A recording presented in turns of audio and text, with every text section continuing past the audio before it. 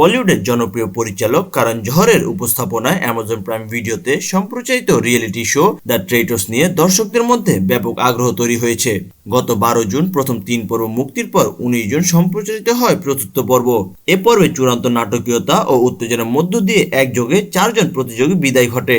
গোল table আলোচনায় প্রতিযোগীদের সন্দেহ ও বিতর্কের কেন্দ্রবিন্দুতে ছিলেন র্যাপার রাফতার এবং বলিউড অভিনেত্রী মাহিব কাপুর।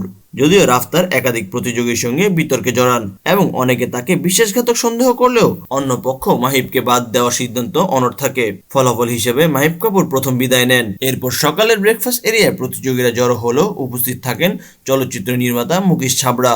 এই সময় করণ জোহর জানান, দুই বিশ্বাসঘাতক পূরব ঝা এবং এলনাজ নওরজি তাকে খুন করেছে। তবে দুই বিশ্বাসঘাতক আশিস বিদ্যার্থী এবং মুকেশ ছাবড়ার মধ্যে বিভ্রান্তির ফলে শেষ পর্যন্ত মুকেশকেই বহিষ্কার করা হয়। এরপর শুরু হয় আরও উত্তপ্ত বিতর্ক। অপূর্ব মাখিজা, সুফি তেলিওয়ালা, রাফতার এবং আশিস বিদ্যার্থীর নাম বিশ্বাসঘাতক সন্দেহে আলোচনায় আসে।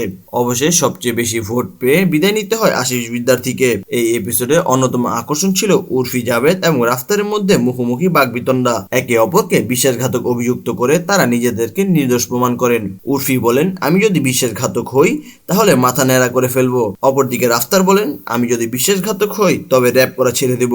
সর্বশেষ বিতর্ক ও সন্দেহের জেরে সর্বাধিক ভোট পেয়ে রাফতার শো থেকে বাদ পড়েন। ফলে পর্ব শেষে এক এপিসোডে বিদায় নেন মাহিব কাপুর, মুকেশ ছাবড়া, আশিস বিদ্যার্থী ও রাফতার।